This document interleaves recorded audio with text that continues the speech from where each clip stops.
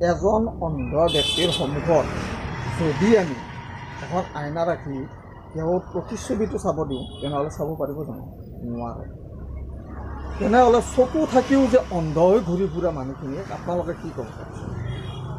পৰৰ মানে কেট কেট ghetto ghetto এইবিলাক এই যে বেলেগৰ মানে দুনিয়াভৰৰ মানে হেৰি কৰি ফুৰে সেইবিলাক মানুহক আপুনি কি ক'ব? চিতিয়া হয় নে নহয়? এইবিলাক ননচেন্স হয় নে নহয়? আপোনালোকে কওকচোন।